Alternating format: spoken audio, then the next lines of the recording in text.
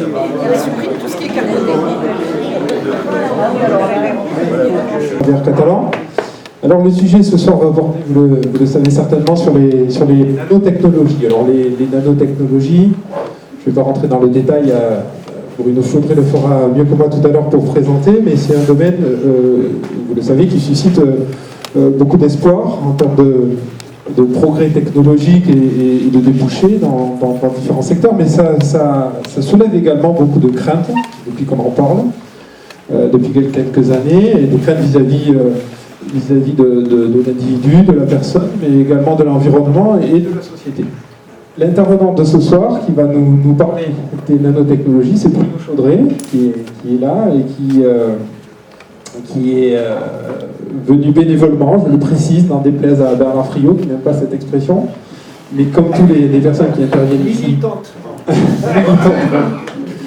Comme toutes les personnes qui font l'honneur de venir à l'Université populaire du Travail catalan. Alors il est directeur de recherche au CNRS, Bruno Chaudray, et il est directeur du laboratoire de physique et de chimie des nano-objets, un laboratoire qui est basé à Toulouse et qui existe depuis peu, je crois. Il en parlera tout à l'heure. Alors Bruno Chaudray est un chercheur qui s'inscrit dans la défense de la recherche publique depuis longtemps, et dans une idée philosophique de progrès scientifique et de justice sociale, de progrès au sens d'un progrès au service de tout le monde. Et il fait partie également de ces scientifiques, je voulais souligner cet aspect-là, il fait partie de ces scientifiques qui s'efforcent de créer des passionnels avec des domaines qui parfois sont un peu trop compartimentés. Il a notamment travaillé il y a quelques années avec l'astrophysique, avec des collaborations avec d'autres chercheurs. Et ça, je pense que c'est important à souligner parce que je crois que c'est pas le cas de tout le monde. Beaucoup de personnes restent enfermées dans leur domaine. Et ça, c'est une qualité rare et je voulais rendre hommage à cette qualité. Voilà. Donc je te passe la parole. Merci beaucoup. Merci Pierre. Donc les nanotechnologies, c'est apparu comme technologie, disons au milieu des années 90, avec tout un aspect de science-spectacle, c'est-à-dire de promesses, demain, enfin, c'est pas on va raser gratis, mais demain on va faire des tas de choses merveilleuses. Et beaucoup en ont profité pour, en même temps, il y a toujours eu dans la science des phénomènes de mode et des phénomènes de promesses. À la fin des années 70, tout le monde savait qu'on avait trouvé ce qui allait guérir le cancer, ce qui allait permettre, etc., etc. Et puis, quand même, il faut rester modeste, la science, elle avance, mais elle avance parfois avec des sauts importants. J'ai vu qu'il y avait une conférence sur le boson de Higgs, donc là c'est un peu plus ardu que les nanotechnologies, mais ça c'est un saut vraiment important. Alors pourquoi on a créé les nanotechnologies? Alors d'abord, de quoi je vais vous parler? Je vais faire une petite introduction sur les nanos.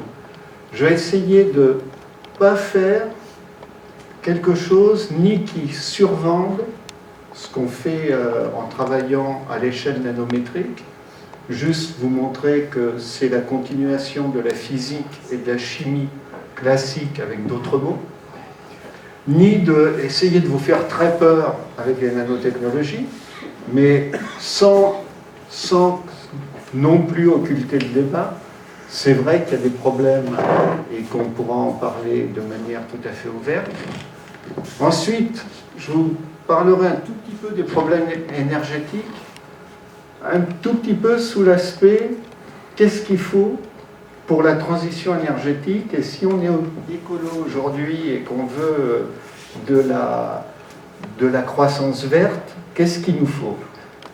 On va voir qu'il ne nous faut pas que des trucs très très verts derrière. Et donc, est-ce qu'on peut vraiment avoir une croissance verte? Je ne sais pas si je répondrai. Et ensuite, en ayant présenté les deux aspects du problème, je vous montrerai simplement une démarche. Donc je ne vais pas vous décrire toutes les nanotechnologies, tout ce qu'on peut faire. Je préfère vous montrer la démarche de la recherche actuelle. Comment, en utilisant les connaissances, on va essayer modestement de faire progresser les connaissances. Voilà. Donc le nanomonde. Alors comme je ne connaissais pas la définition des nanotechnologies, j'ai été sur Wikipédia et j'ai trouvé la définition. Et la définition, elle est très très précise. C'est-à-dire de l'ordre de la grandeur de la distance entre deux atomes. On n'est pas capable de le définir, donc on dit c'est tout ce qui est petit. Et comme la distance entre deux atomes, c'est entre 0,2 et 0,3 nanomètres, les nanotechnologies, c'est ce qui se passe quand on va être tout petit et qu'on va être capable de travailler à l'échelle atomique, moléculaire ou de petits amas de particules. Et là, fantasme et réalité. La réalité, c'est ça. C'est pas excessivement sexy, mais quand même, c'est assez joli. C'est une image de microscopie électronique à haute résolution, et où les points blancs ne sont pas vraiment des atomes, c'est des colonnes atomiques, c'est-à-dire des empilements d'atomes. Mais ce qu'on voit là, c'est l'atome du dessus. Le contraste est donné par tous ces copains qui sont derrière. C'est un peu comme une mêlée, hein, pour ceux qui connaissent. Enfin, je crois qu'à Perpignan, on ne joue pas rugby. Voilà. Donc il y en a derrière, et il y a un empilement. Et là, ce qu'on voit, ce sont des atomes. Et ça, c'est un robot nanotechnologique qui est en train d'attaquer des globules rouges. Et c'est toute la littérature fantasmatique sur les nanos qui est apparue à la fin des années 90, au début des années 2000. Alors, qu'est-ce que c'est vraiment le nanomonde? Bon, un nanomètre, c'est 1 milliardième de mètre. Donc, il y a en rapport autant de différence entre la Terre et un ballon de foot qu'entre un ballon de foot et une nanoparticule. C'est juste pour donner un ordre de grandeur.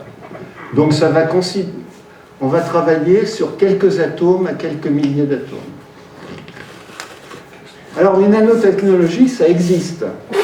Parce qu'il y a du pognon à se faire. Donc, quand il y a de l'argent, ça veut dire que ça existe. Et ça existe dans des secteurs qui sont les nanomatériaux. On va voir un petit peu tout ça. Donc là, je ne vais pas à chaque fois expliciter tout, mais beaucoup l'électronique, ce qu'on appelle la microélectronique ultime, on en discutera un tout petit peu, les produits pharmaceutiques, la chimie avec des catalyseurs. Avant, ça s'appelait la chimie, et maintenant, ça s'appelle les nanotechnologies pour la catalyse. Dans les transports, c'est essentiellement de l'électronique. Et voilà. Alors, quand il a fallu définir les nanosciences, on a voulu des manuels de nanosciences. On a bien été embêtés, parce que comment faire un manuel d'une science qui n'existe pas? On connaît la physique quantique. La physique quantique va s'intéresser, par exemple, au passage d'un électron entre deux atomes, la spintronique. Il y a Albert Fert qui devait venir et qui, j'espère, viendra un jour pour vous parler de spintronique parce qu'il est passionnant et qui montre qu'avec un champ magnétique, on peut guider le passage d'électrons un à un, et que ça a des applications, par exemple, dans des DVD, des disques durs, etc. Donc ça, la physique, ça existe. La chimie, ça existe. On fait des choses, je sais que la chimie n'a pas le vent en poupe, mais on fait des choses merveilleuses en chimie. On fait des médicaments, on fait de la catalyse, justement, pour stocker l'énergie, je vais en parler. Et puis, on utilise en biotechnologie. En biotechnologie, les tailles des virus ou les tailles des protéines, c'est le nanomètre. C'est la même taille. Et donc, on va utiliser des objets de même taille, soit pour mettre des médicaments à l'intérieur et puis aller les délivrer au bon endroit. Et ça a permis de faire d'énormes progrès dans le traitement de certains cancers, soit alors on va aller détecter, regarder, faire des capteurs biologiques. Le monde des capteurs biologiques a explosé. Soit alors on va faire de l'imagerie, c'est-à-dire tout ce qui est à base d'IRM et des produits qu'on vous injecte, ben, ils ont la taille nanométrique, ces produits. Parfois ce sont des molécules, hein, du gadolinium, mais entouré de molécules organiques, et ça a une taille nanométrique. Il y a aussi des oxydes de fer qu'on peut utiliser, etc. Et tout ça n'a rien à voir l'un avec l'autre, enfin un petit peu quand même, mais sauf que c'est à peu près la même taille. Donc on a regroupé un peu fourre-tout pour se dire on va faire quelque chose qui a l'air d'être vachement nouveau et très intéressant. Immédiatement après, on a survendu le domaine, et quand on survend un domaine, il y a les antidomaines qui apparaissent, bon, on a vu avec les OGM, on a survendu les OGM, et puis les anti-OGM sont arrivés juste après. Et donc, parce que dès qu'il y a un domaine d'intérêt, non, c'est pas le micro, donc tout va bien. Dès qu'il y a un domaine d'intérêt, il y a les financiers qui regardent, et est-ce qu'on peut faire de l'argent avec ça? Donc, pour les OGM, c'est notre ami Monsanto, mais pour les nanotechnologies, c'est beaucoup plus diffus. Il n'y a pas de gros... Il n'y a rien qui correspond à Monsanto et les cultures de plein champ. Mais malgré tout, il y a des problèmes. Et alors, on a classé là-dedans, dans ces nanotechnologies qui font peur, essentiellement la chimie, parce qu'on fait des poudres de taille nanométrique, et que ces poudres peuvent être dangereuses. J'y reviendrai sur tout ça un petit peu après. Voilà un exemple. Que choisir? Il y a du dioxyde de titane, et là, que choisir, le trouve que le dioxyde de titane, c'est pas dangereux. Mais il y a eu, il y a à peu près un an, une collègue de Rennes qui a fait paraître une étude montrant la toxicité du dioxyde de titane. Il faut bien comprendre que tous les produits, par exemple, tous les produits des protections solaires, sont des produits qui absorbent les rayons solaires, qui en font quelque chose.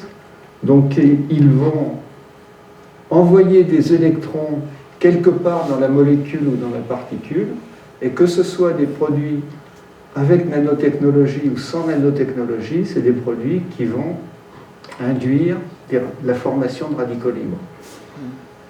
Donc il ne faut pas se mettre au soleil. Voilà. Mais comme on aime bien aller au soleil, il faut savoir que tout a un coût. Par exemple, les vignerons catalans, c'est plein de polyphénols, surtout les vins catalans, c'est excellent pour la santé. Malheureusement, il y a un peu d'alcool, donc si on en prend trop, ça peut même se terminer. Mais, donc, il y a toujours, il n'y a rien de ce qu'on fait n'est sans risque. On vit dans une société, mais ça c'est un autre débat qui m'entraînerait très loin, mais on vit dans une société où on veut éliminer le risque. Le risque, il est inhérent à la société. Ok. Alors est-ce que c'est forcément mauvais? Eh bien, on a des petites bestioles. Bon, d'abord les virus, là c'est la taille nanométrique, là on ne peut pas lire à l'échelle, mais c'est une trentaine de nanomètres.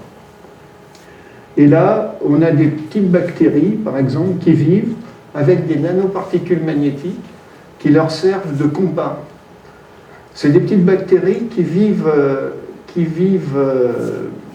dans la mer, et elles vivent dans les profondeurs. Et si elles remontent trop en surface, elles sont brûlées par l'oxygène. Elles ne peuvent pas vivre en présence d'oxygène. Donc elles doivent rester en profondeur, et elles ont leur compas magnétique qui leur assure de rester au bon niveau. Puis surtout, on a notre ami le pigeon. Le pigeon, il est bourré de nanoparticules magnétiques. Et donc, quand je dis notre ami, mais il a des nanoparticules magnétiques, c'est des oxydes de fer, qui sont collés sur son nerf olfactif. il y a tous les ans, depuis que je m'intéresse au problème, une publication dans Nature, le grand journal de référence, qui décrit le mécanisme par lequel le pigeon ressent le champ magnétique. Tous les ans. Tous les ans, c'est différent. Donc, depuis, moi, quand j'ai fait cette diapo il y a quelques années, j'ai arrêté parce que quand j'ai fait cette diapo, le pigeon, il sentait le champ magnétique.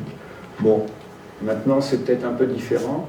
Mais en tout cas, il y a une corrélation, et puis c'est vrai aussi chez les tortues qui migrent, elles ont des nanoparticules magnétiques dans le bec. Enfin, les nanoparticules magnétiques dans les systèmes vivants, et on peut pulluler avec des nanoparticules magnétiques dans la tête. Voilà. Donc ça, c'est la bonne nouvelle pour les pigeons. Donc, le nanomonde, finalement, c'est de la physique ultime, c'est de la physique quantique, c'est-à-dire c'est de la physique où on va être régi par des niveaux d'énergie, on va s'intéresser à un électron, etc.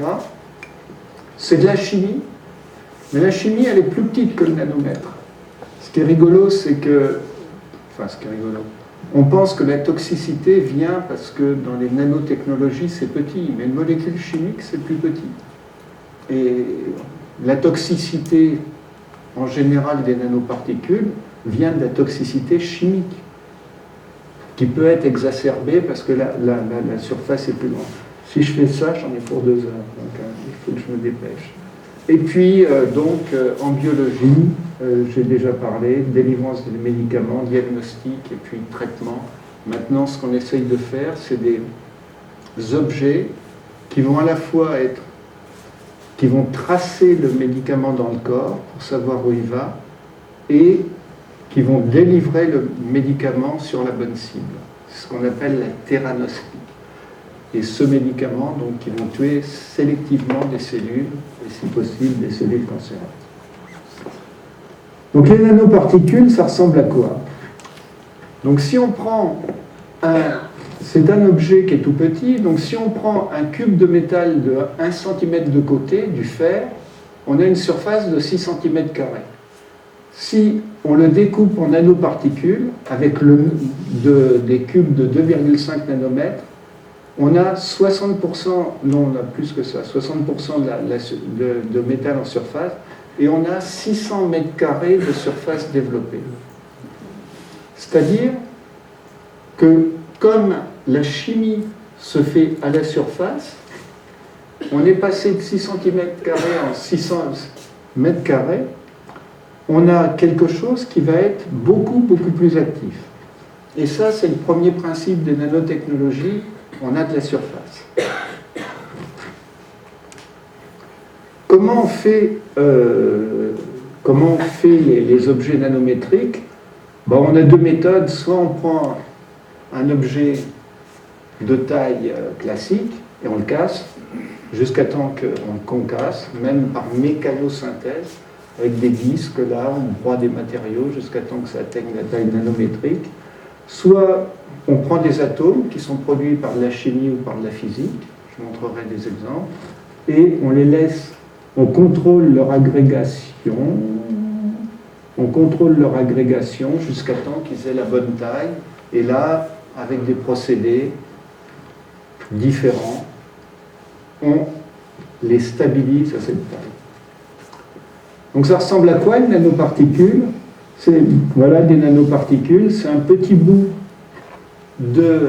là c'est de métal, ça c'est censé représenter du platine ou de l'or, qui est cristallisé, c'est-à-dire il a la même structure que le métal massif, donc il n'y a rien de différent, mais avec beaucoup de surface.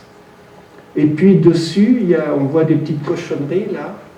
S'il n'y a pas ces cochonneries dessus, ce sont des molécules organiques. Si on n'a pas ces molécules organiques, le métal, il est comme un liquide et il va grossir, il va faire plein de métal, une grosse flaque de métal, un gros tas de métal. Donc un objet de taille micrométrique ou même centimétrique, c'est un phénomène qu'on appelle la coalescence. Mais par la chimie, on est capable de sculpter la matière pour donner des formes. Et donc là, je vous montre des bâtonnets. Ça, c'est des bâtonnets de cobalt. Le cobalt est un métal magnétique. Chaque bâtonnet, là, le diamètre est de l'ordre de 7 nanomètres, donc c'est petit, hein, tout petit. Et quand on s'est vu sur le dessus, chaque bâtonnet est un bit d'information. J'aurais pu développer ça, mais... C'est-à-dire qu'on peut faire des disques durs magnétiques qui ont des terabits par pouce carré, puisque c'est par pouce carré qu'on parle.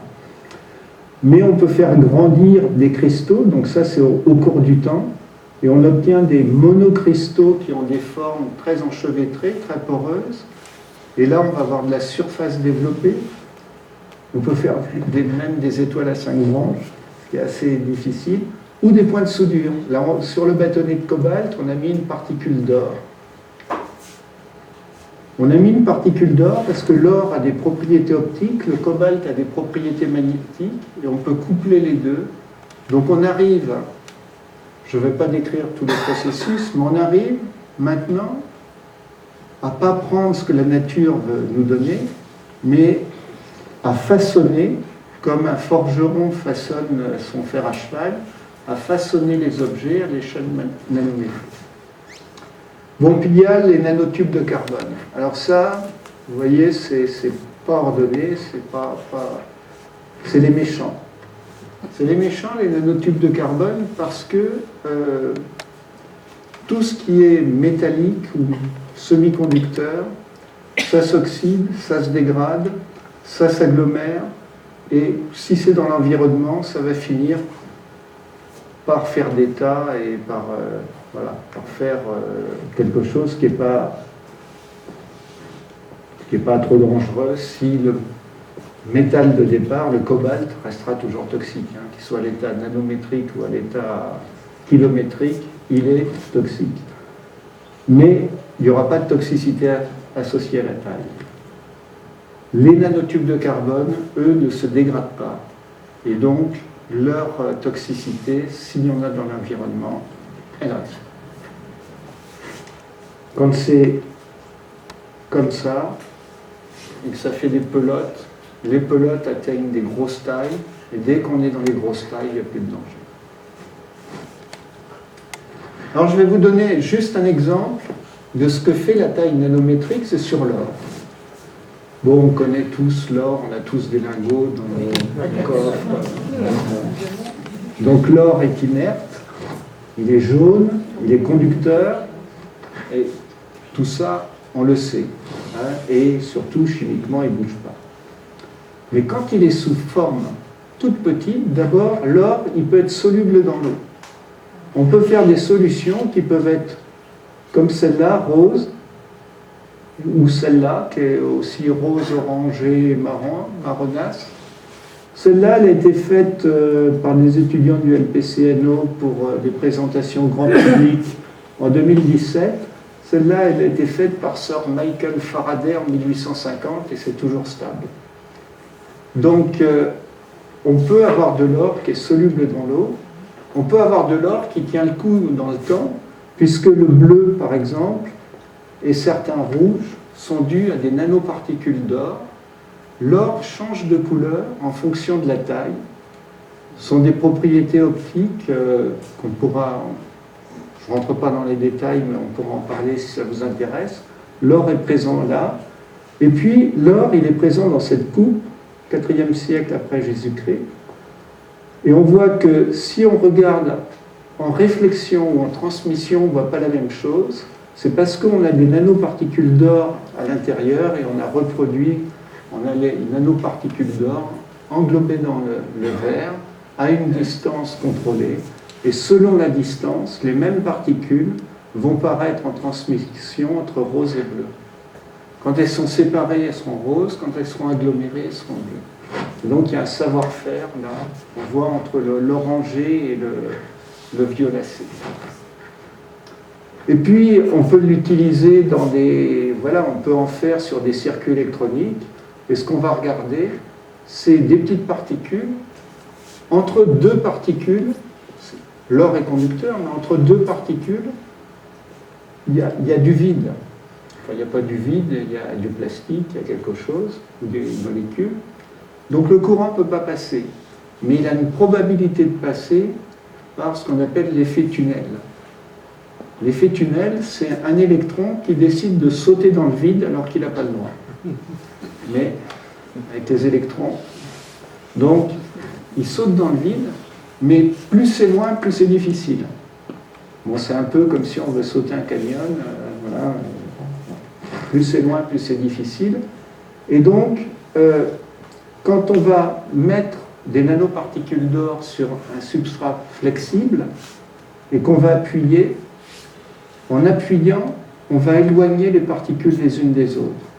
Et si on mesure la résistance du circuit, on va voir que ça va croître de façon exponentielle quand on appuie. On va donc pouvoir mesurer la pression qu'on exerce simplement par ce phénomène. Et dernier point, qui a époustouflé les chercheurs, quand l'or devient tout petit, de l'ordre du nanomètre, il devient réactif. Il peut faire de la chimie, il peut faire de la catalyse, et par exemple, il permet d'oxyder le monoxyde de carbone en dioxyde de carbone. Ça veut dire que, par exemple, si on a des appareils de chauffage ou des moteurs ou dans les habitacles de voitures qui produisent du CO, qui est toxique, c'est un gaz mortel. Le CO2, c'est toxique quand il y en a beaucoup dans la couche atmosphérique, mais sinon, c'est pas un gaz très dangereux.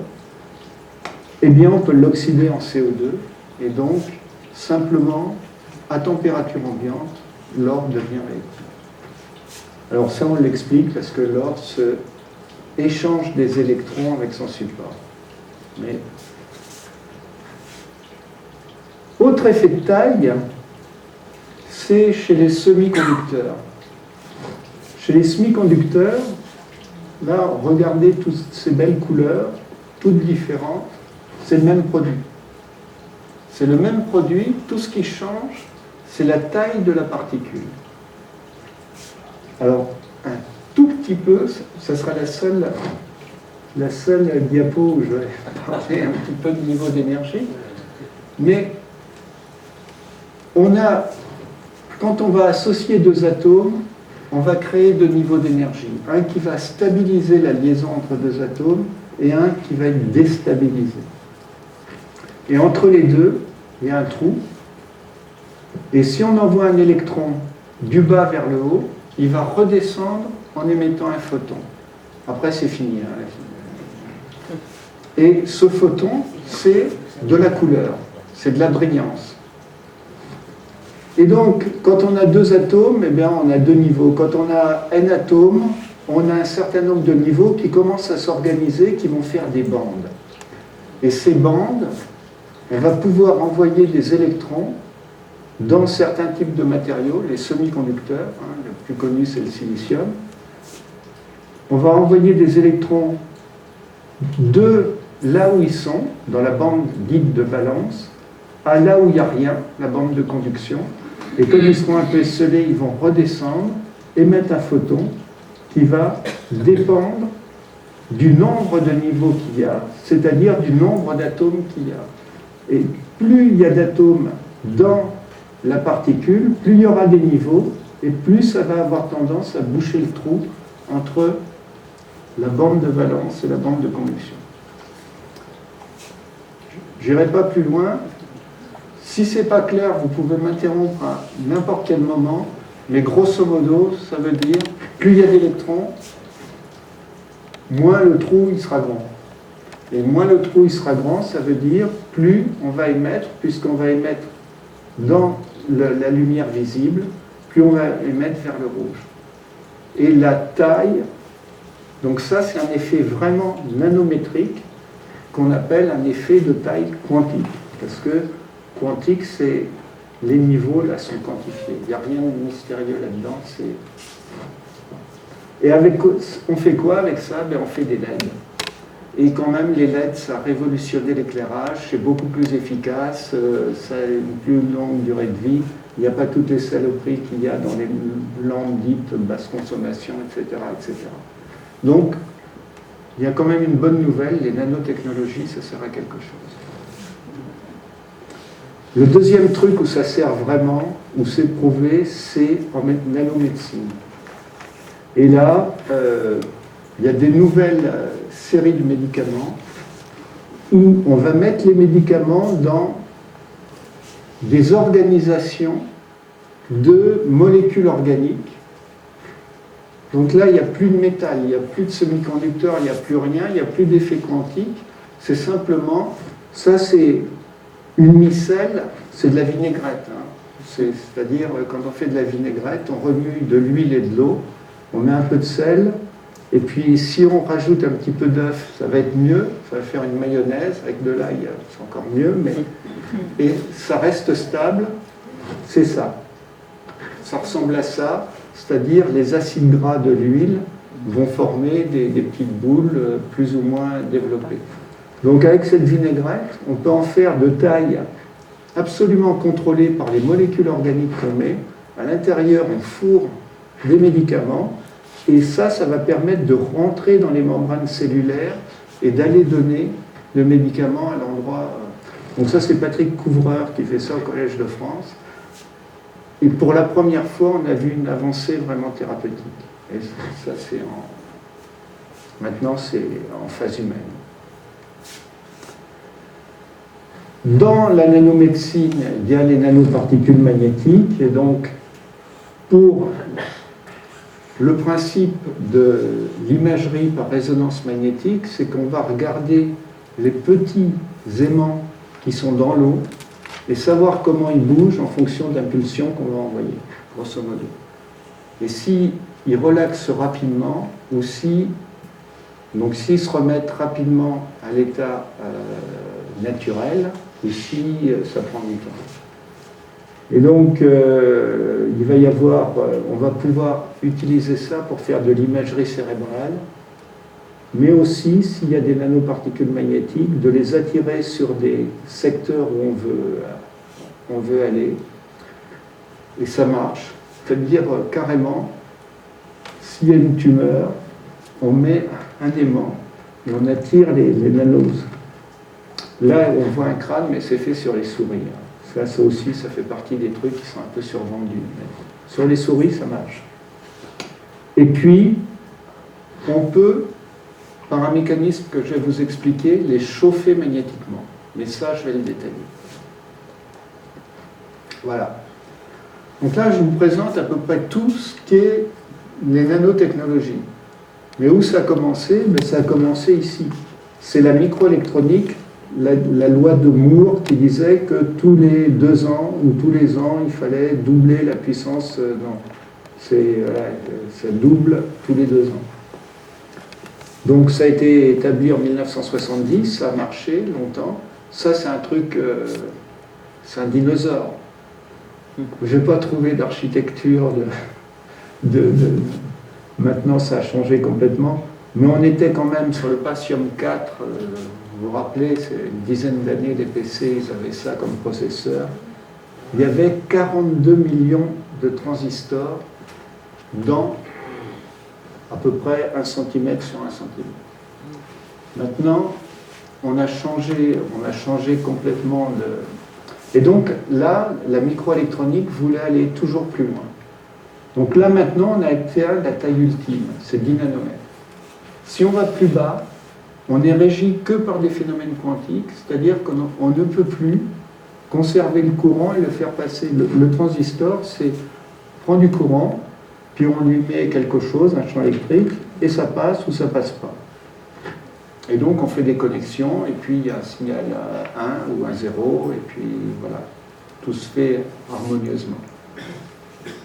Au-dessous de 10 nanomètres, il y a des fluctuations quantiques, c'est-à-dire que les courants par effet tunnel, dont on a déjà discuté, peuvent se dire que non, on va passer. et ils obéissent plus. Donc, on ne peut pas aller plus bas que ces tailles-là. Donc, on a atteint la limite et maintenant, pour faire de l'argent, eh ben, on ne peut plus descendre en taille, mais on appelle plus que Moore. Moore, c'est un monsieur, hein. More than Moore. Et donc, l'idée, c'est d'avoir de plus en plus de choses sur le même objet de petite taille. Alors, ça a commencé avec ça, mais ça, c'est complètement dépassé. Et donc, on peut mettre tout un tas de choses sans lesquelles on ne peut pas vivre sur des objets et connecter les objets, donc les frigos qui commandent les pizzas, tout ça. Ouais, c'est le progrès, quoi. Voilà. Donc ça, c'est une présentation un peu générale des nanos. Deuxième partie, une présentation un petit peu générale des enjeux des énergies renouvelables. Bon, ça, je vais passer peut-être un peu vite parce qu'il y a Marc qui a... Je commence à être long, c'est ça? Non, c'est très bien. Bon, tout ce qu'il faut retenir, c'est que la part des énergies renouvelables en France, c'est moins de 5%. Ouais, c'est pas grand-chose, c'est un peu plus de 5%, mais... Alors pourquoi est-ce que vraiment on peut pas faire mieux?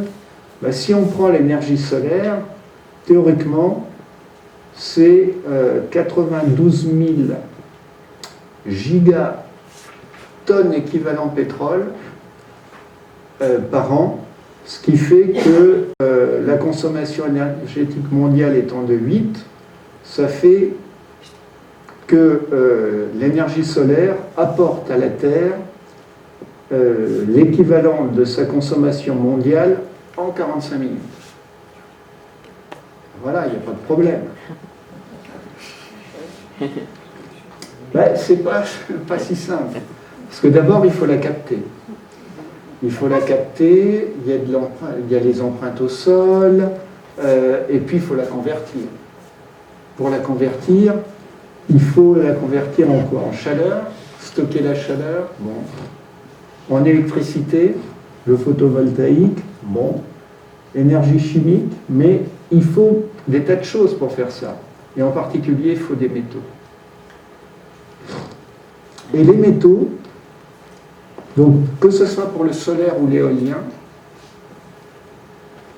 il faut des métaux et peut-être que l'épuisement des métaux de la surface de la Terre est quelque chose qui est plus inquiétant que l'épuisement du pétrole. On n'a pas énormément de métaux et si on se lance à fabriquer des tas de nouveaux objets très utiles avec tous les métaux rares, ben on voit que toutes les tensions qu'on a bien connues et qu'on connaît encore, qui sont liées aux approvisionnements énergétiques sur le pétrole, elles apparaissent aussi en Afrique sur le cobalt, sur les tungstènes, etc., etc. Donc ça, c'est un mec là qui a fait une publication qui dit que si on veut avoir une vision durable, ce qu'il faut, c'est faire des mines locales. Parce que si c'est local, là, on va faire attention et on va mettre au point des processus de raffinement des métaux qui seront écologiquement corrects, acceptables, etc. Et je pense que c'est un truc à méditer. Voilà. Donc si on regarde les abondances, ça c'est une échelle logarithmique, ce qui veut dire que quand on passe de 1 à 2, on n'a pas multiplié par 2, on a multiplié par 10. Donc ce qu'on voit, c'est qu'il y a beaucoup d'hydrogène, et puis il y a des métaux qui sont rares, et il y a beaucoup de fer. On a beaucoup de fer et on a beaucoup de silicium. Alors ça tombe bien, le silicium, on en a besoin. Le fer, on en a besoin aussi. Donc, et le magnésium, très bon pour la santé. Et donc, ce qui est important, c'est de se concentrer sur les métaux et sur les éléments qui sont des éléments qui vont être abondants. Là, on voit les 10 premiers, mais si on regardait le 11e, c'est le sodium. Je reviendrai aussi au sodium. Le problème, c'est que quand on regarde sur Terre, la distribution des éléments n'est pas la même. C'est-à-dire que, par exemple, ces métaux qui sont très utiles, ruthénium, rhodium, palladium, platine, qu'on va retrouver comme catalyseur dans l'industrie chimique, comme catalyseur dans les pots catalytiques, qu'on va retrouver dans les téléphones portables, qu'on va retrouver un peu partout, ces métaux, ils se sont enfoncés dans la croûte terrestre, et donc il n'y en a presque plus. Et donc ces métaux-là, c'est grosso modo une grande partie de la base de notre industrie pharmaceutique, chimique, électronique. Donc voilà. Donc tout l'enjeu, c'est d'essayer de faire la même chose avec au moins ces métaux-là. Donc cuivre, zinc, nickel, cobalt, chrome, et encore mieux avec du fer, du titane, du magnésium, de l'aluminium, du sodium. Est-ce que c'est possible? Alors, regardez bien, et je vous poserai des questions sur ce graphe. Ça, c'est la recherche en photovoltaïque. Ce qu'on voit ici, c'est le pourcentage de conversion de l'énergie solaire en énergie électrique. Et qu'est-ce qu'on voit? En bleu, c'est le silicium. Silicium super. Parce que le silicium, il suffit de ramasser du sable. Il n'y a plus de sable aussi, j'ai appris. Donc, enfin, on va quand même en trouver. Et à partir de là, on a des procédés qui vont nous permettre de faire du silicium métallique. En violet, c'est les cellules multijonctions, c'est l'arsenure de gallium. Donc gallium, arsenic, et donc c'est mieux, hein, des rendements qui atteignent maintenant 48%, mais est-ce que c'est ça qu'on veut? Par contre, on est à 28% avec le silicium, c'est déjà pas mal. Et tout le reste, là, c'est des choses nouvelles qui se développent à partir de produits organiques. C'est intéressant, mais ce n'est pas durable. Donc on a le silicium.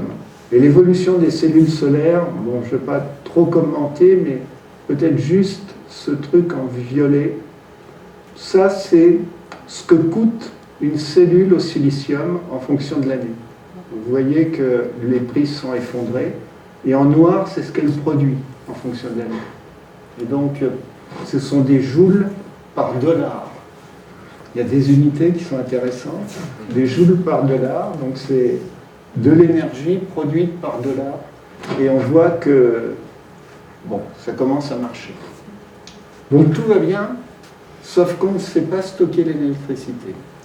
Et donc pour la stocker, on a les batteries, on a les barrages, on remonte l'eau dans les barrages la nuit, on la redescend le jour, on a l'air comprimé, on comprime de l'air, puis après on le sort. La chaleur, on a des phénomènes de stockage de la chaleur. Mais le seul qui marche, c'est le stockage chimique. J'expliquerai pourquoi. Mais les batteries, on a beaucoup progressé sur les batteries au lithium, qui deviennent maintenant, qui ont des potentiels qui sont vraiment intéressants, qui sont absolument fiables. Elles peuvent être encapsulées dans des tas de métaux différents, comme du titane qui est durable, du carbone qui est durable, du silicium qui est durable. Le seul problème de ça, c'est le lithium, qui lui n'est pas durable. On en a quand même un peu, mais voilà. Donc on a fait des batteries au sodium. Alors ça, c'est très bien. C'est un procédé français. C'est une équipe que je connais bien. Et donc il y a un potentiel qui est un peu plus faible, mais par contre on a du sodium, et ça en quantité industrielle. Mais ils ont mis un peu de vanadium, et ça on n'en a pas beaucoup. Il ne faut pas le dire. Il faut vendre que c'est des batteries au sodium, mais il y a quand même un peu de vanadium. Donc elles sont durables, mais moyennement. Mais en tout cas, il y a beaucoup de progrès dans ce domaine, sauf que les capacités de stockage sont nettement plus faibles, facteur 3 avec les batteries au lithium. Donc ça ne résout pas tous les problèmes parce que le stockage est limité, les batteries, même les batteries au lithium, ça pèse, il y a le temps de décharge, le prix, les éléments qui sont dedans, voilà.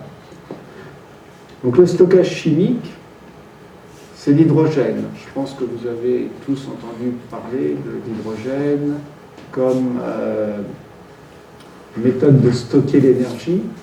Donc on l'obtient par électrolyse de l'eau. Les rendements sont bons. La photolyse, pour l'instant, ça ne marche pas. Sauf que, industriellement, c'est produit dans les raffineries. On casse le gaz de vide, hein, le méthane, pour en faire du carbone, dont on ne fait rien, et on prend l'hydrogène. Mais, en principe, on devrait y arriver par électrolyse à partir de photovoltaïque, etc. Bon, je passe là-dessus, mais on ne sait pas stocker l'hydrogène facilement. Donc si on s'inspire de la nature, comment la nature fait-elle pour stocker l'énergie? La nature, elle dispose de CO2, ça tombe bien, il y en a plein, il y en a trop. D'eau, ça tombe bien, il y en a encore plein, parce qu'on peut prendre même de l'eau salée. Donc on a ça. Ah, là, le nu est...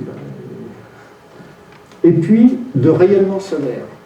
Donc ça tombe bien aussi, c'est la photosynthèse. C'est la photosynthèse, et ce qu'on voit ici sur cette animation qui n'est pas terrible, c'est qu'il y a de la lumière qui arrive, des photons solaires, et quand ils arrivent, on voit la molécule d'eau. Hop, alors on va voir arriver la molécule d'eau, elle est là, O, A et 2H, et paf, elle est là, et elle libère des hydrogènes. Bon, c'est nul comme animation. Et puis ici, on a deux bouts de trucs qui arrivent, et puis grâce au photon qui va arriver, hop, on va les coller. Mais en tout cas, ce qu'on fait, c'est on part de CO2, H2O et on fait des sucres. Et ces sucres, c'est notre réserve d'énergie. Donc c'est ça, on fait des sucres, on fait de la cellulose, on fait toute la chaîne des biomolécules. Rendement, 0,6%. C'est pas encourageant. Donc les arbres, ça marche pas très bien quand même, la photosynthèse. Hein. Ils consomment beaucoup d'énergie solaire pour 3 fois que dalle. Donc déjà, dans l'énergie solaire, il y a beaucoup de choses qui sont captées. Mais donc l'idée, c'est d'utiliser les énergies renouvelables, que ce soit l'éolien ou le solaire, par électrolyse de l'eau, de faire de l'hydrogène, et puis avec du CO2 ou du biogaz. Le biogaz, il est produit par la fermentation, et il contient, selon les biogaz, 60% de méthane, CH4, qui nous intéresse, et 40% de CO2. En l'enrichissant 100% de méthane, on pourrait stocker les énergies renouvelables. Donc ce que je vais vous présenter là, parce que tout ça c'était l'introduction, mais cette partie-là va être plus rapide. J'ai encore combien de temps? 10 minutes, un quart d'heure? Si vous en avez marre, vous me le dites, hein, parce que si vous voulez partir, pas de problème.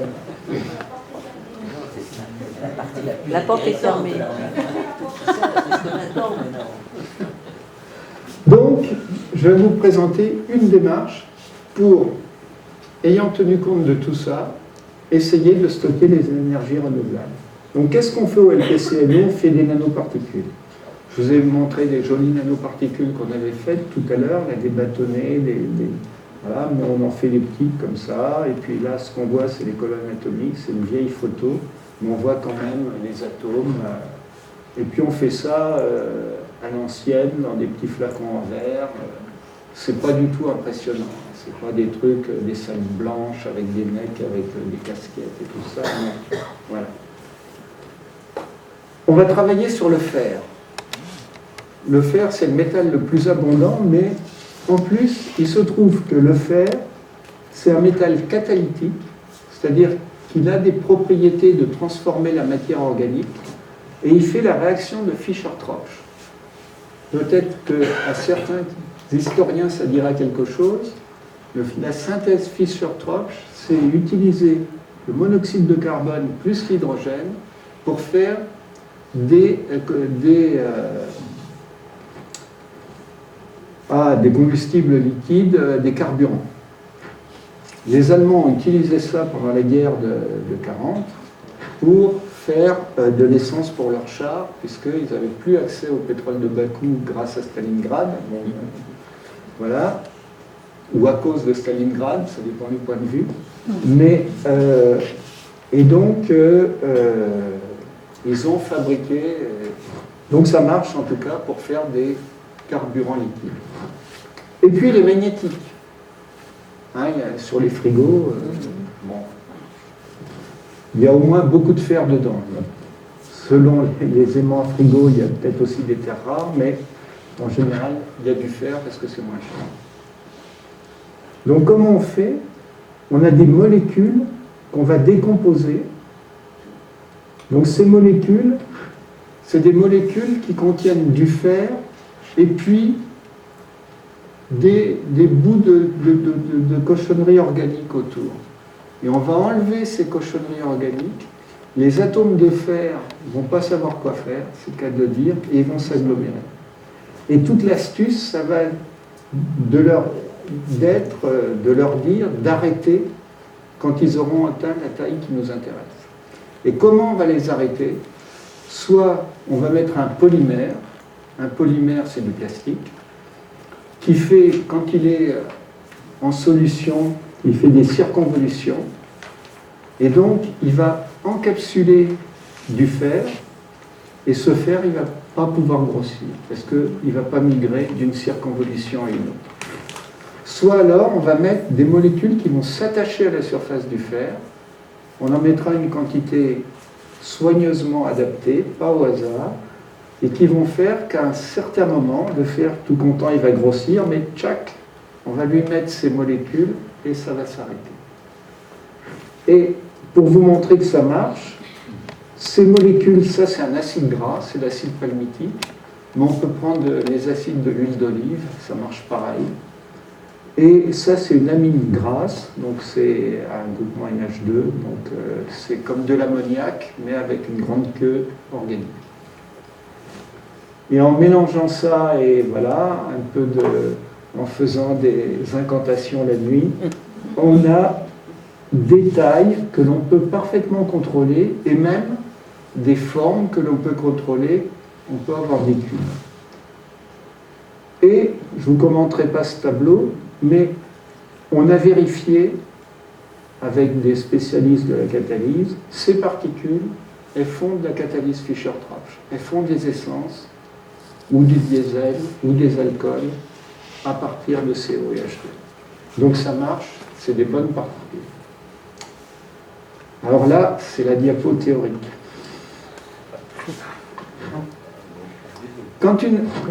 C'est quand même joli cette animation. Pour reconnaître. On va la revoir. Elle ne veut plus marcher. Ah non. Voilà.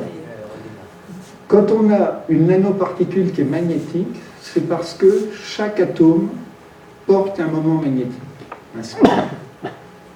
Chaque atome porte un moment magnétique. Si la particule est suffisamment petite, tous les moments magnétiques vont s'aligner et faire ce qu'on appelle un macrospin. C'est-à-dire que chaque particule aura un moment magnétique. Et donc, ce moment magnétique, il est stable dans une direction si, à la température où on est, il n'y a pas de fluctuation possible du moment magnétique.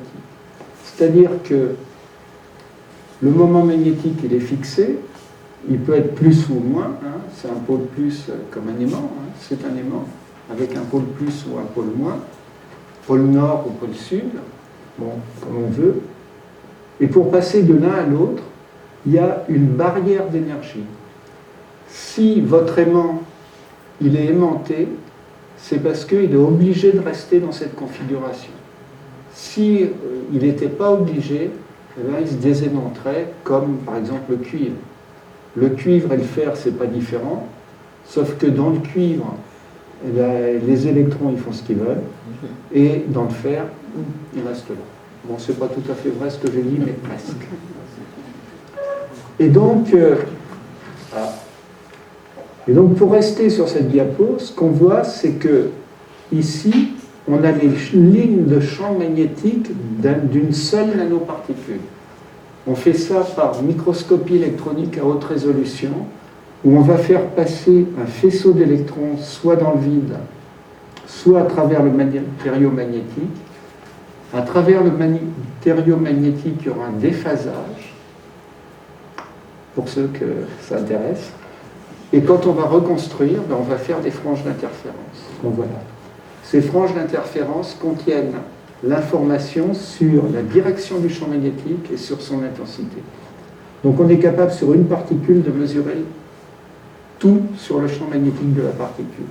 Après, on est capable, en mettant un champ magnétique extérieur, alors je vais refaire ma merveilleuse animation, ça c'est un champ magnétique extérieur, là c'est les propriétés magnétiques de la particule qui vont décrire un cycle d'hystérésis au niveau de la particule comme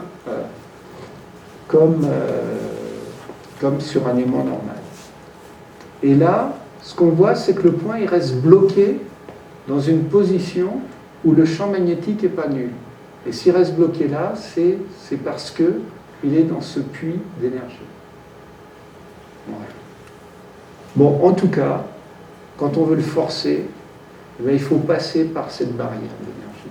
Et cette barrière, c'est une barrière thermique. C'est un phénomène qu'on appelle la friction magnétique, ça produit de la chaleur. Dès qu'on force quelqu'un à faire quelque chose qu'il ne veut pas, il traîne les pieds et ça chauffe. On peut voir ça avec les cheminots, par exemple. Donc, c'est exactement pareil. Vous pouvez avoir le concept cheminot ou...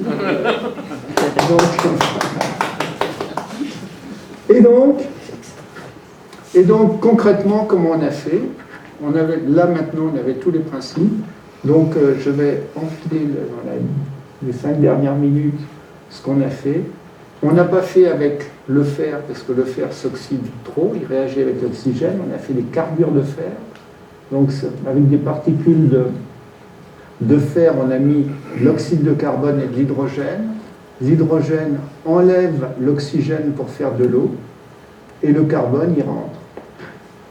Le carbure de fer, c'est la fonte. Donc on a fait des particules de fonte, c'est plus solide, c'est connu. Et voilà, on peut le ressortir si on veut, et on fait du méthane. Bon. Ça chauffe, mais ça chauffe énormément. Ça chauffe à 3 kW par gramme. 3 kW par gramme, simplement en tournant le moment magnétique. Les oxydes de fer, c'est une centaine de watts par gramme. Donc on fait des produits qui chauffent énormément. Ensuite, on les a déposés sur des supports, c'est classique. Donc simplement, on prend nos particules, on prend un support, parce que si on les laisse toutes seules et on les fait chauffer, elles vont s'agglomérer. Donc on les disperse, c'est sur de l'alumine ou de la silice, quelque chose comme ça, voilà. Et puis, on fait une petite installation pour regarder les propriétés catalytiques. Donc on a une bouteille d'hydrogène, de CO2, une bobine d'induction, comme dans les voitures, hein, c'est des bobines qui génèrent un champ magnétique alternatif. Et ces bobines vont retourner, dans chaque nanoparticule, vont retourner à haute fréquence, 300 kHz, vont retourner et à chaque fois ça va frictionner, à chaque fois ça va chauffer. Et en faisant ça, c'est le même principe que les plaques à induction.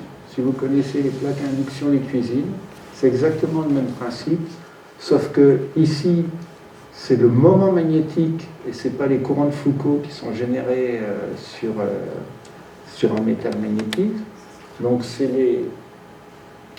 les plaques à induction des cuisines. On pose une casserole, il y en a qui chauffent, d'autres pas.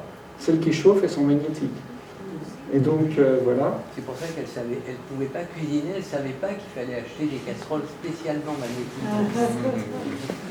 Parce que si on prend en cuivre, ça chauffe pratiquement pas, et si on prend en verre, ça chauffe pas. Ah, tiens, on a vu déjà les résultats. Là. Et donc, voilà, on chauffe, on fait passer le gaz, et on regarde comment c'est transformé avec un analyseur. Et donc, ça ressemble à ça. Ça, c'est la bobine. On a juste un petit réacteur en verre avec le catalyseur qui est dedans. Et ce qu'on voit, c'est qu'on est parti de CO2, d'H2, et qu'on a formé 2% de méthane. C'est beaucoup. Voilà. Bon, du coup, on s'est rappelé que l'université de Toulouse s'appelle Paul Sabatier, que Paul Sabatier a eu le prix Nobel pour sa découverte de la réaction de Sabatier en catalyse. La réaction de Sabatier, c'est CO2 plus H2 qui donne le méthane sur du nickel. Donc on a mis du nickel à la surface des particules. On est capable, là ce qu'on voit c'est l'ensemble des particules. Là on voit le cœur de fer, avec des fausses couleurs. Et ici on voit la couronne de nickel. Donc on est capable maintenant de savoir exactement où on a déposé les différents métaux. Bon, ça c'est les propriétés, ça chauffe, et on a 14% de... Pas mal.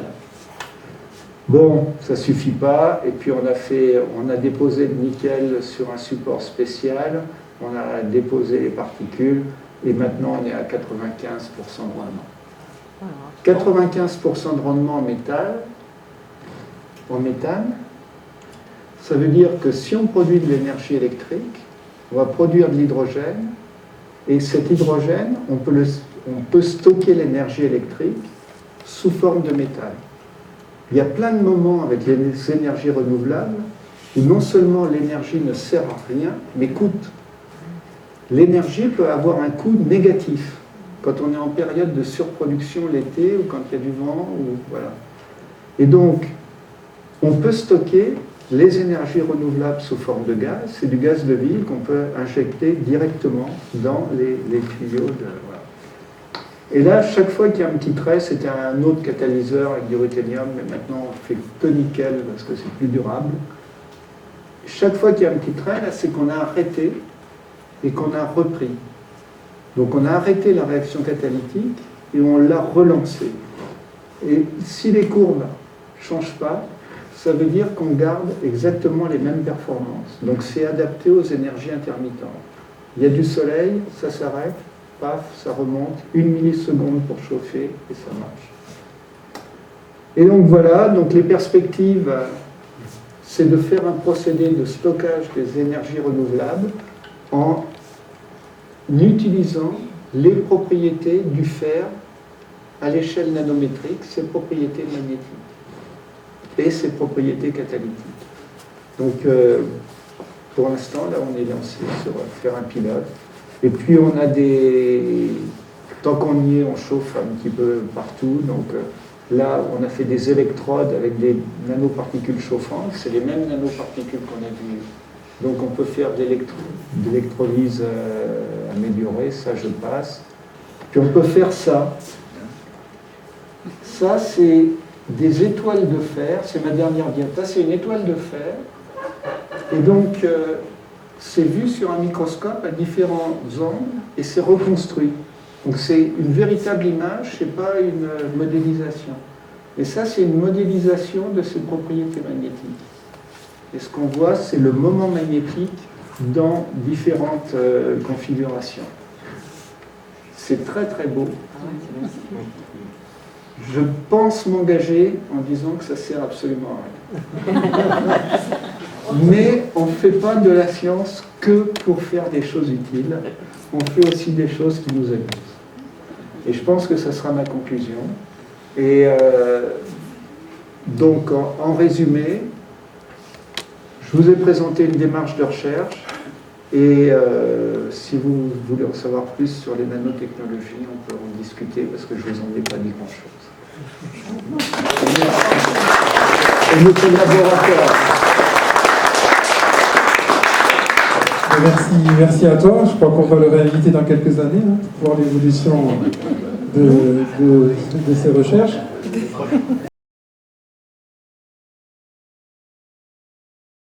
Le dernier point que vous avez abordé concernant donc le stockage.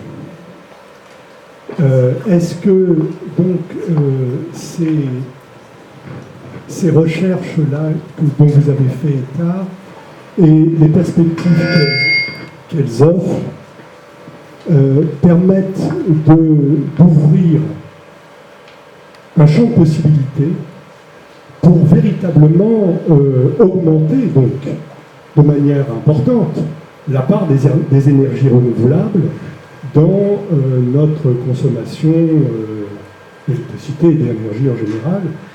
Et j'ajoute donc la question qui fait débat, s'orienter vers une réduction de la part du nucléaire, voire à terme du quoi. Oui, je sais que c'est un gros mot, mais je pense que c'est un enjeu politique actuel. Qu'en pensez-vous? Parce qu'effectivement, on a eu une conférence sur cette question de l'énergie, où effectivement le blocage était sur la question du stockage.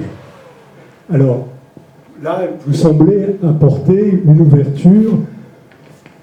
Qu'en est-il des perspectives qu'elle offre? Du point de vue des investissements consacrés à la recherche dans cette direction? Là, je peux répondre facilement. Non. On en est au stade de la recherche. Si je vous dis que, ou si je te dis que ça y est, on a résolu le problème, on va stocker l'énergie comme ça, c'est survendre et c'est pas vrai. On en est au stade de la recherche, mais oui, l'idée c'est ça, c'est-à-dire, ça ne marche pas sur les batteries. On ne fera pas d'énormes batteries.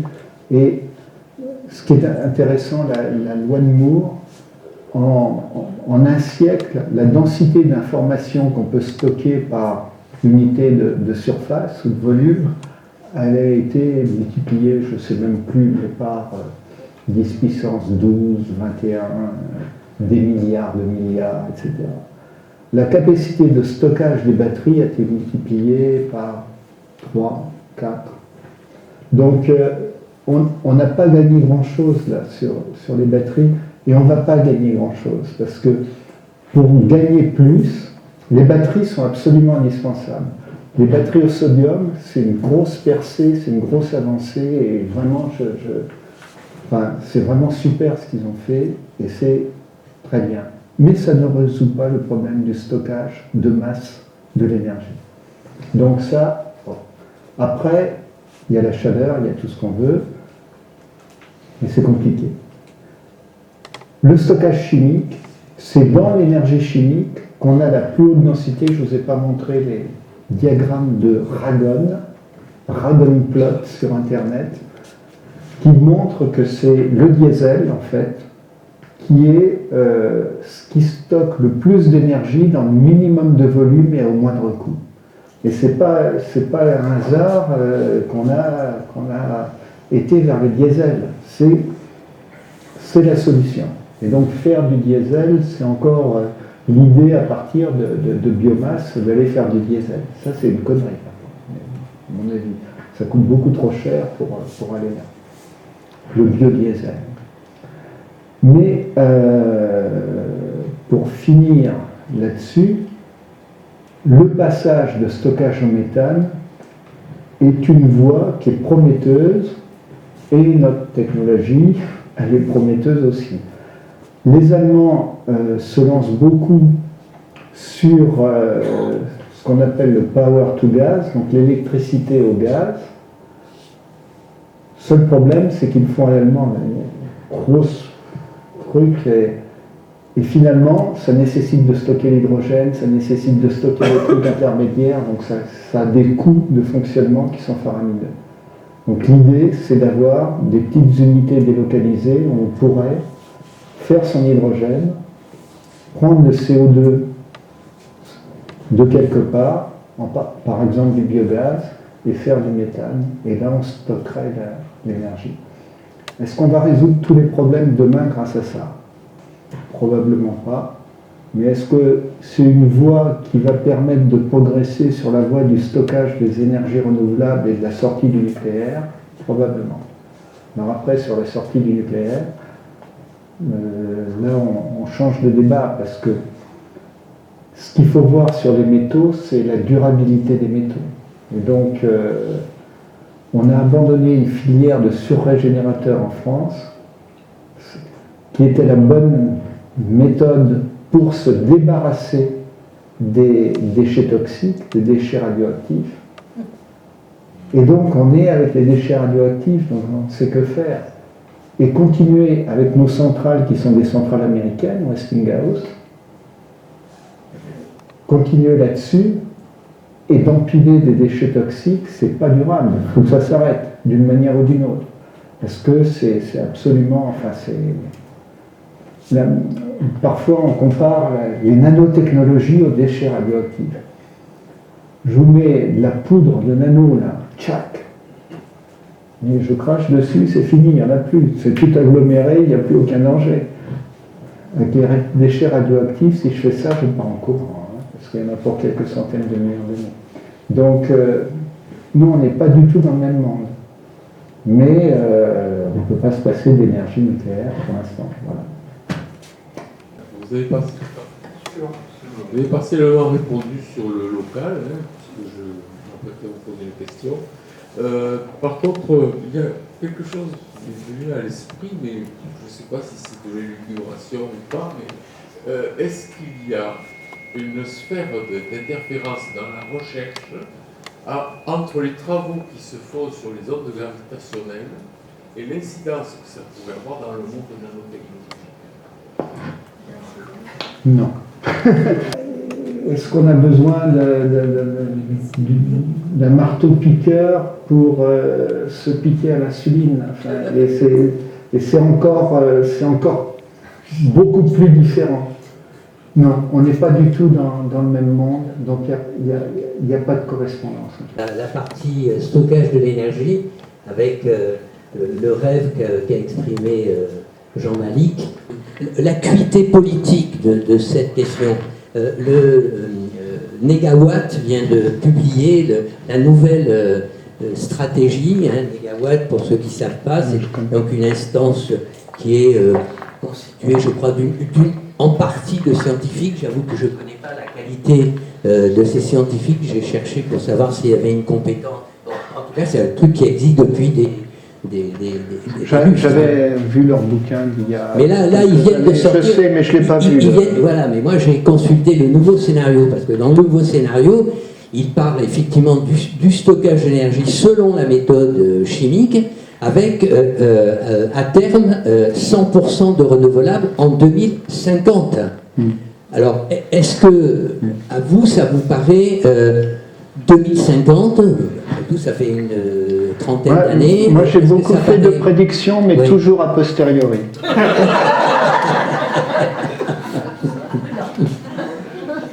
D'accord.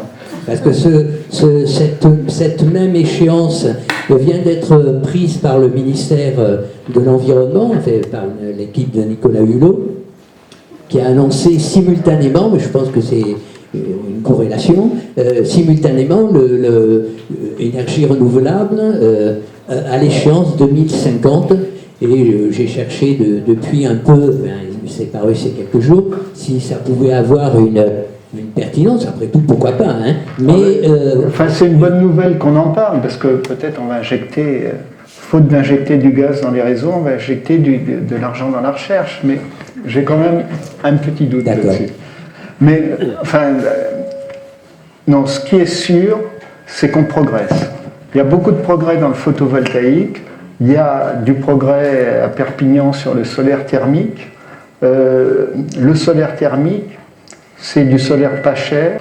Et bon, on voudrait travailler sur un projet de recherche où on va coupler un petit peu d'impulsion électromagnétique pour déclencher des réactions et du solaire thermique pour les entretenir. Le solaire thermique, il n'y a rien à faire, hein. On met une vitre et puis un feutre de carbone noir, ça chauffe. C'est tout. Donc, par contre, il faut de la place. hein, puisque il faut des mètres carrés. Donc il y a tout ça sur les énergies renouvelables, l'emplacement au sol, combien ça va prendre, est-ce que ça sera en compétition avec les productions de nourriture. Il y a beaucoup de choses qui font que c'est pas si simple qu'en 2050 on rasera gratis. Mais, enfin, pour moi, essayer de développer des procédés propres de stockage de l'énergie de manière chimique, parce que je suis persuadé que la seule façon c'est le stockage chimique, en utilisant des matériaux durables, et en utilisant les trucs des nanotechnologies, c'est la voie que moi j'ai choisi de suivre, donc c'est la meilleure de très loin. Je voudrais savoir s'il y a des nanoparticules dans l'alimentation, et je pense qu'il y en a dans les cosmétiques, mais est-ce que vous pouvez nous dire quelque chose à ce sujet-là, surtout dans l'alimentation peut-être? Alors, avant ça s'appelait pas comme ça, mais il y en a qui sont rajoutés dont il n'y a pas besoin. Ce qu'il y a, c'est que la majorité des nanoparticules, dès qu'elles sont dans l'estomac, soit elles sont dégradées, soit elles s'agglomèrent. Si la question c'est, est-ce qu'il y a un danger aujourd'hui des nanoparticules? Oui, il y a un certain danger, pas trop dans l'alimentation, parce que c'est beaucoup des nanoparticules d'oxyde qui s'agglomèrent et qui ne passent pas dans le sang et qui sont dégradées et éliminées. Mais par exemple, il y a des chaussettes qui contiennent des nanoparticules d'argent. Pourquoi?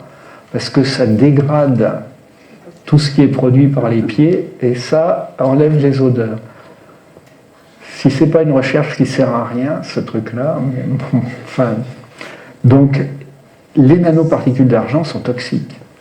Quand elles sont en contact avec la peau frictionnée, elles peuvent passer par la peau, rentrer dans les capillaires, et ça c'est vraiment, pour moi c'est criminel de faire ça. Donc oui, il y a des utilisations de nanoparticules qui devraient être interdites par la législation. Alors on fait marcher des gens et on voit qu'ils sont toujours en bonne santé s'ils ont marché pendant 3 semaines avec des chaussettes avec des nanoparticules d'argent, sauf qu'on sait bien que les effets, c'est pas à court terme. Donc on ne va pas tomber raide parce qu'on a une nanoparticule d'argent sur les pieds. Il y a des utilisations comme ça. Dans les crèmes solaires, c'est ce que je disais, dans les crèmes solaires, tous les produits solaires sont toxiques. Donc vous n'avez pas que choisir à faire tous. Après, plus ou moins. Plus ou moins, et les produits naturels sont aussi toxiques que les produits artificiels, et donc il ne faut pas se mettre au soleil. Mais tout est affaire de compromis. Après, on a... Enfin, je ne devrais pas vous dire ça parce que ça ne va pas vous rassurer, mais j'avais été contacté par une grande boîte de cosmétiques. Je travaillais sur des nanoparticules d'oxyde d'étain pour des capteurs de gaz. Et bon, donc c'est des nanoparticules qui ont été implémentées sur les volets d'entrée d'air des automobiles. Elles détectaient la pollution et ça permettait d'ouvrir les volets ou de les fermer. C'était sur BMW finalement que c'était vendu. Et voilà. Capteur automatique, maintenant on en trouve sur presque toutes les voitures. Et donc on avait breveté, on avait publié, etc. Et un jour j'ai un coup de fil d'une grande boîte de cosmétiques qui ne veut pas dire qu'elle fait de la chimie. Ça commence par un L apostrophe. Mais je tairai le nom parce que je ne veux pas être poursuivi. Et vous faites des nanoparticules d'oxyde d'étain? Ouais. Ça nous intéresse, ah ouais. Pour les crèmes solaires. J'ai dit ça ne va pas, l'étain est toxique. L'étain peut pénétrer, c'est des nanoparticules. Non, mais il n'y a pas de problème. L'étain est interdit aux États-Unis, mais pas en Europe. Et l'étain, effectivement, si on se met de l'étain sur la peau, on n'aura pas de coup de soleil. Ça c'est sûr, parce que ça va, c'est d'oxyde d'étain, ça va vraiment mieux arrêter que le titane ou n'importe quoi. C'est beaucoup plus efficace. Bref, il faut savoir ce qu'on fait, quoi. Voilà. Donc oui, si c'est pour dire que les industriels n'ont pas beaucoup de déontologie, ils n'en ont pas plus dans ces domaines-là que Monsanto. Ouais, c'est vrai. Maintenant, il n'y a pas... vous avez un bouquin qui va vous alerter sur toute la toxicité et tous les complots qui sont liés aux nanotechnologies, là. Bon, c'est beaucoup exagéré. Mais... C'était ou la 5 ou Arte, je ne sais plus, qui disait que dans, je sais pas, des soldats, des choses comme ça, il y a le E171 et le E551 des colorants qui contiennent des nanoparticules, et il parlait même, disait même que ça montait jusque dans... On avait trouvé dans certains animaux des nanoparticules dans le cerveau, enfin c'était très alarmiste. C'est pour ça que je vous posais la question. Voilà. On en met là où il n'y en a pas besoin, mais il n'y a pas de trucs qui sont... on n'est pas tous en train d'être empoisonnés par ces choses-là. Et beaucoup des nanoparticules, dès qu'elles sont ingérées, en fait, sont soit détruites, soit coalescées. Celles que l'on va...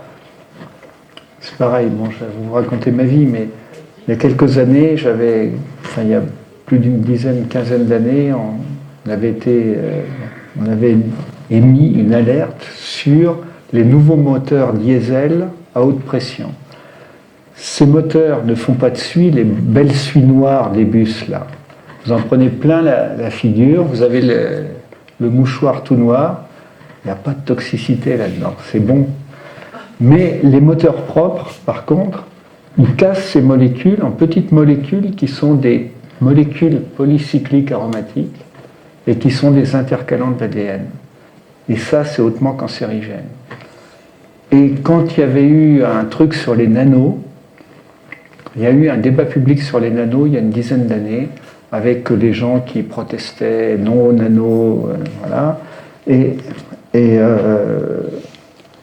Moi, j'avais alerté sur le fait, au CNRS et ailleurs, que les nanos les plus dangereux, c'était ça, ce qu'on appelle maintenant à Paris les particules fines. Et on m'avait dit de me taire parce que les constructeurs français ne voulaient pas qu'on en parle. Et c'était tendu. J'avais été interviewé par Alain Rénal pour un journal que vous connaissez peut-être, l'Humanité. Et j'avais hésité à sortir ça parce que j'étais menacé d'aller au tribunal directement. Donc oui, il y a des enjeux, mais ce qu'on sort là, c'est pas vraiment où est le problème. Mais il y a des problèmes liés aux nanos. Les fibres de carbone, tout ce qui est les nanotubes, les molécules, etc. C'est dans les endroits où il y a des frictions où elles peuvent se transformer en poudre. Et je crois qu'il y a eu des pare-chocs qui étaient renforcés. Il y avait différents trucs solides renforcés avec des nanotubes de carbone. Je crois qu'on les sort petit à petit. Et Arkema, qui produisait, a arrêté sa production. Arkema, c'est ex-Elf, etc., qui est la filière chimique de Elf, a arrêté la production. Oui, bonsoir. Oui, alors bon, je crois que je vais partir ce soir bien confortée dans l'idée que l'avenir de la planète, elle dépend plus de la recherche que de l'opinion qu'en ont les formations politiques à la gauche du PS. Alors... on peut signer là tout de suite. Et donc, vous nous avez présenté les choses extraordinaires qu'on fait à Toulouse. Bon, ça je savais, j'ai habité à Toulouse. Après, vous nous avez fait comprendre qu'on fait beaucoup progresser aussi en prenant le sable de nos plages pour faire du verre, pour faire chauffer de l'eau chez nous. Donc on est très contents. Et je voudrais savoir d'où en est la recherche, sinon ailleurs dans le monde, et est-ce que le vrai engagement politique, ça ne serait pas plutôt justement de faire œuvrer pour que les moyens soient donnés à la recherche plutôt qu'à faire tourner nos cerveaux en rond sur s'il vaut mieux faire plus de nucléaire ou moins de solaire et tout ça.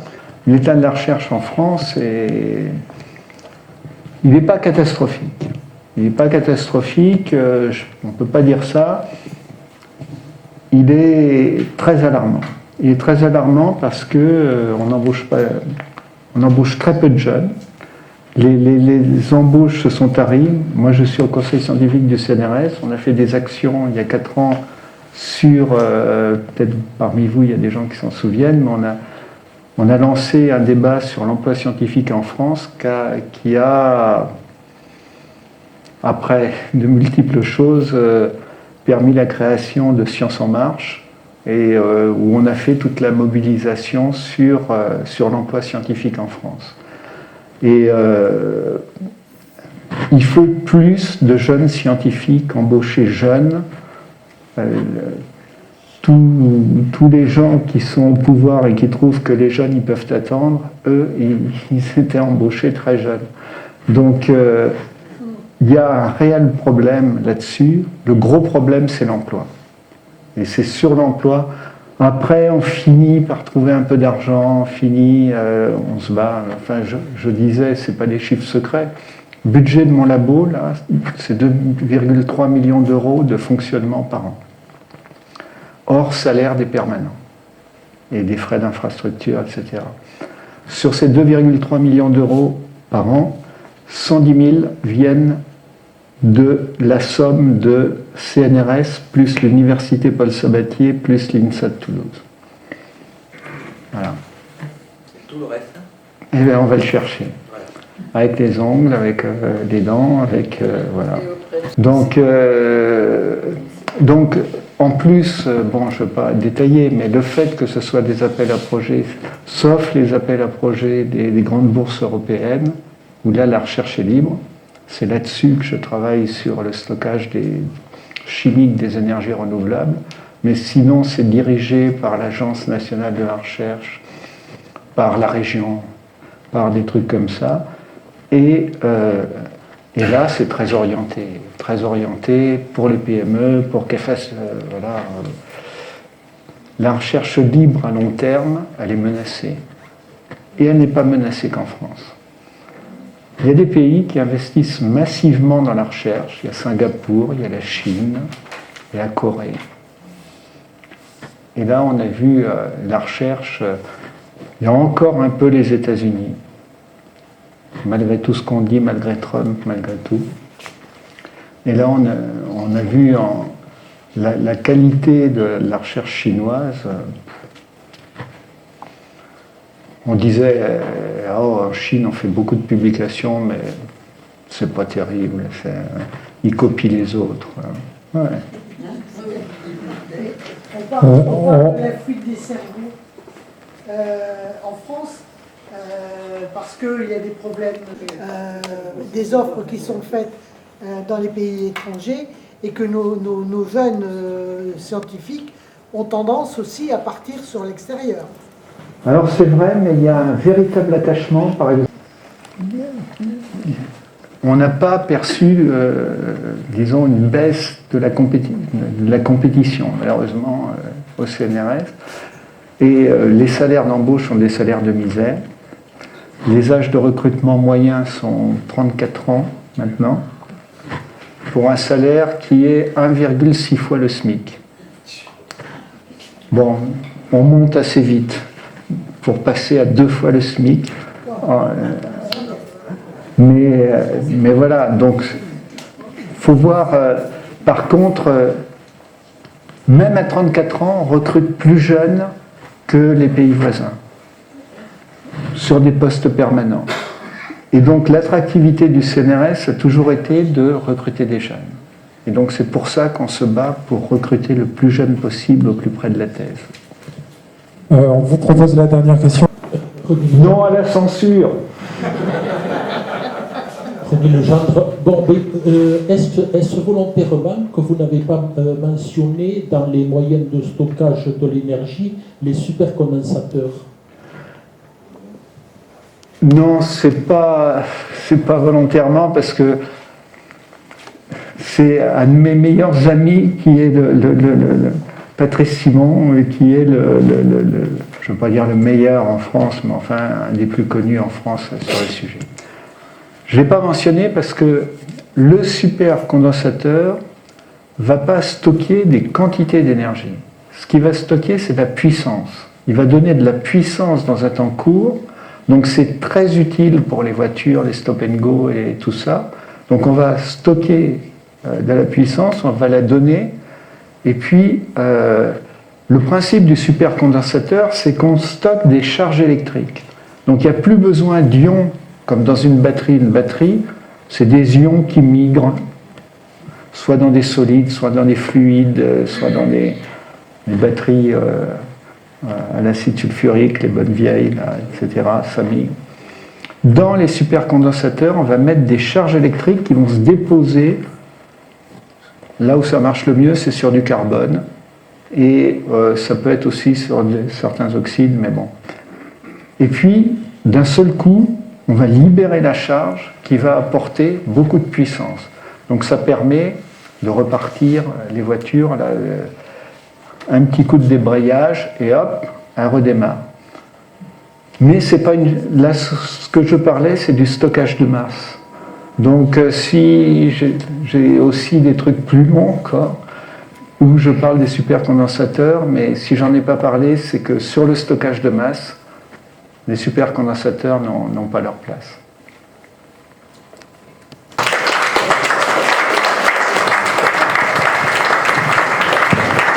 Je vous rappelle à tout le monde, pour ceux qui ne le savent pas encore, que l'UPTC est une association à laquelle vous pouvez adhérer.